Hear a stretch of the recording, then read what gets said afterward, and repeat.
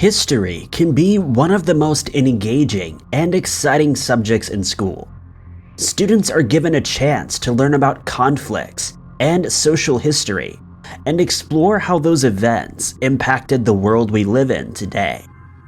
However, there are some dark and creepy historical events that they don't teach you in school.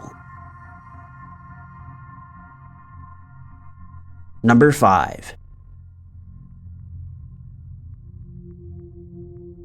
Sweden is listed as one of the happiest countries in the world, with a high life expectancy, good healthcare and infrastructure. It's easy to see why Swedes are so happy.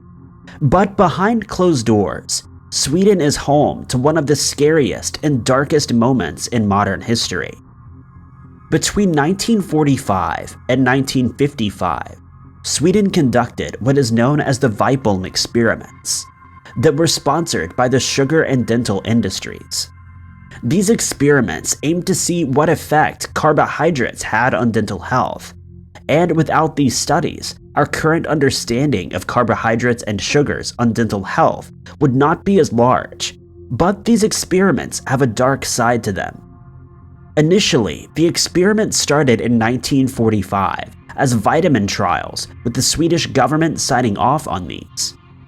However, 2 years into the trials, the medical staff conducting these tests changed them to carbohydrate and sugar tests without informing the Swedish government. As far as the government was concerned, the trials that happened between 1945 and 55 were only of vitamins. The test subjects were given a high sugar diet, being fed large amounts of sweets every day. Some of these sweets had been specially formulated by manufacturers to stick to the subjects' teeth to gain maximum results, which was to the detriment of the subjects. Between 1947 and 1949, the experiment solely focused on a sugar-heavy diet, and as a result, 50 of the 660 subjects had permanent tooth damage. Some people's teeth had been completely ruined, and they'd been removed from the test.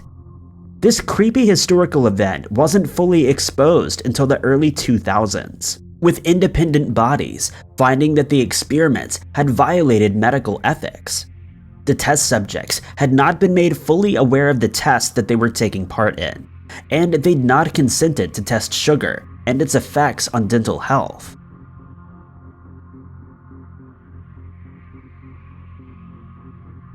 Number 4.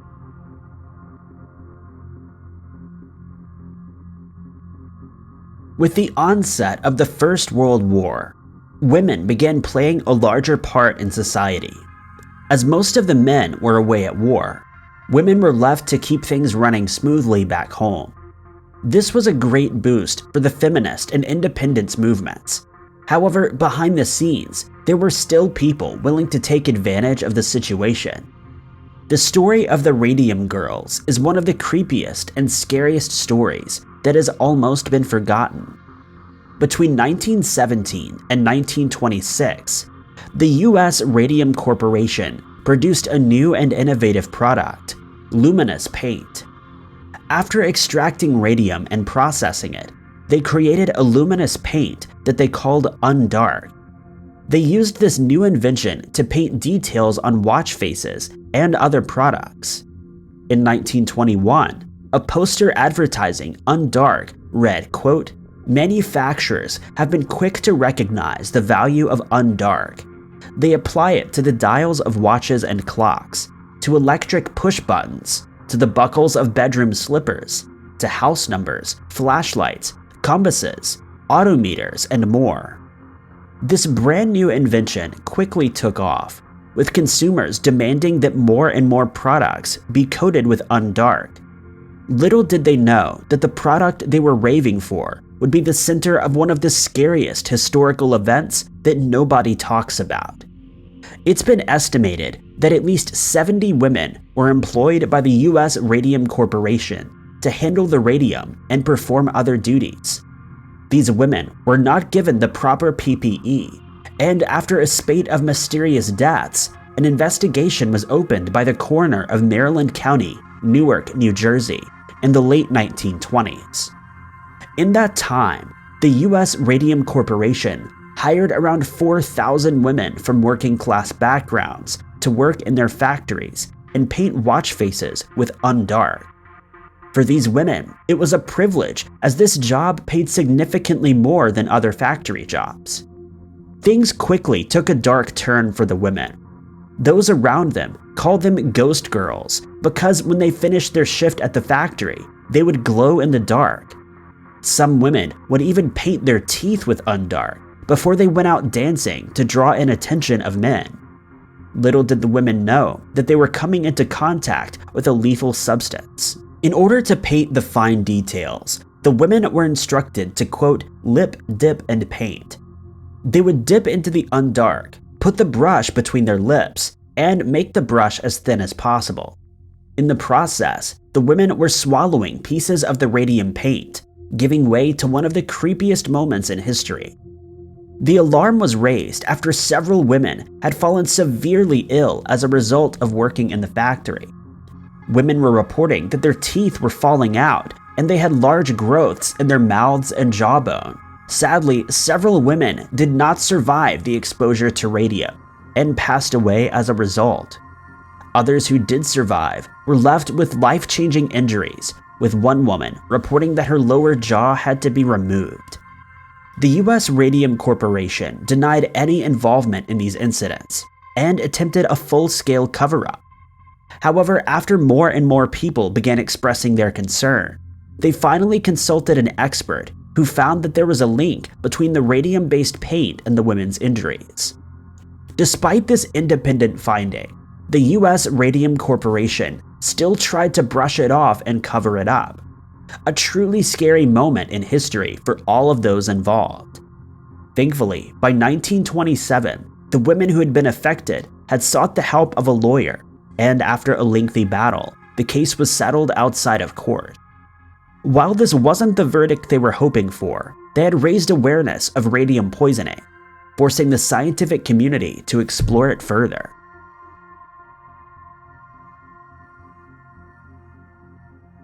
Number 3.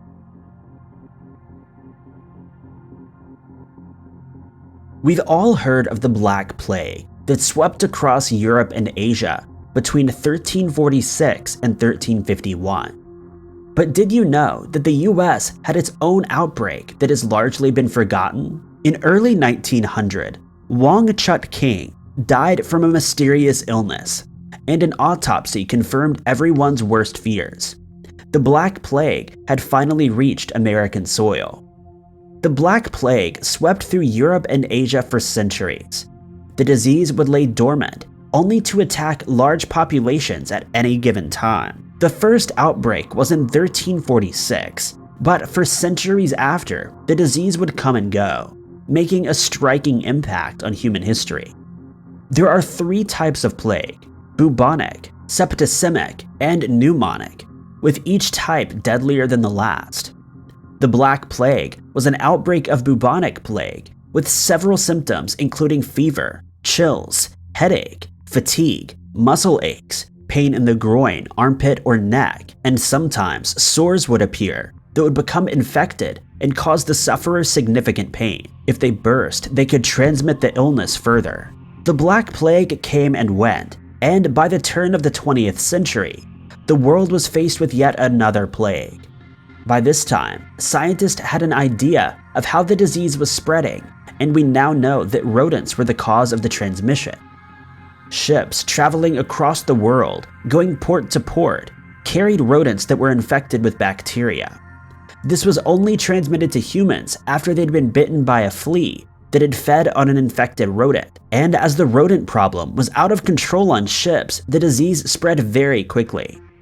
Scientists believe that the plague was brought to the USA by ships carrying infected rodents, and by the end of 1900, the Black Plague had landed in American soil.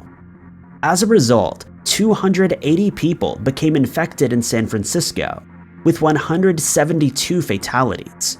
Not wanting to affect their trade or scare the American people, officials did everything they could to cover up the plague, allowing it to spread further as a result. Marilyn Chase of UC Berkeley said, quote, "There was a very real threat that California's $40 million fresh produce industry would be lost. With that in mind, the state actually appealed to and secured the collaboration of the Surgeon General of the United States to keep word of the disease silent."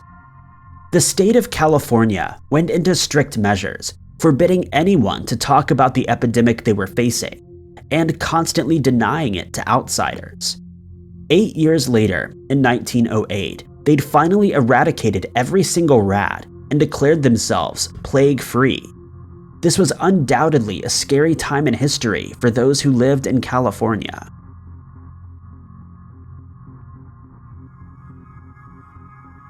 Number 2.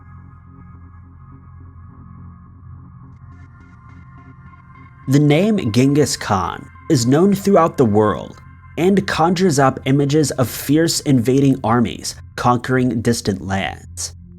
Khan is known as the world's most ferocious leader, and in the 13th and 14th centuries, he and his army were responsible for the deaths of 40 million people worldwide. While you might have learned about Khan's reign in school and how that changed the political landscape, what they didn't teach you is that his actions had huge environmental consequences. Climate change and global warming are a hot topic right now, with governments and companies pledging to do more to help combat it. Our planet is showing signs of the impact that global warming is having, giving way to some of the scariest moments in human history. Genghis Khan will be remembered for his sprawling Mongolian empire, but what most people don't know is that he was one of the greenest leaders. Despite his methods, Khan is responsible for the removal of 700 million tons of carbon from the atmosphere during the 13th and 14th centuries when he was active. This had a huge impact on the planet, and even allowed the land to recuperate. More trees began growing and absorbing carbon dioxide from the atmosphere. It's even believed that Genghis Khan is behind the first ever man-made global cooling incident. Scientists have estimated that 700 million tons of carbon dioxide is about the same that is made in 1 year by using petrol. Khan's reign certainly changed the landscape of Europe, but no one had anticipated that he would have been the biggest eco-warrior.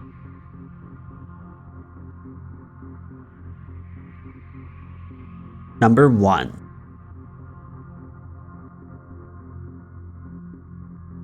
Irish history is seldom taught in schools outside of Ireland or the UK, and many people are unaware of the creepy historical events that took place on the Emerald Isles.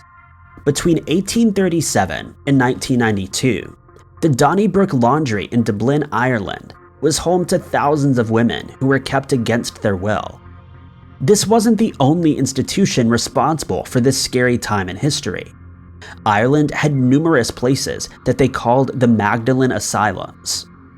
These laundries were set up by Catholic and Protestant churches in Ireland for fallen women. To the outside world, these institutions claimed that they wanted to take in quote-unquote fallen women and rehabilitate them and make them into upstanding members of society. However, behind closed doors, things were very different.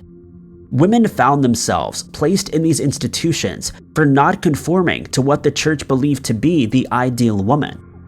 Their perceived crimes ranged from being flirtatious to having relations outside of marriage, and the church believed that they should be in charge of setting these women straight.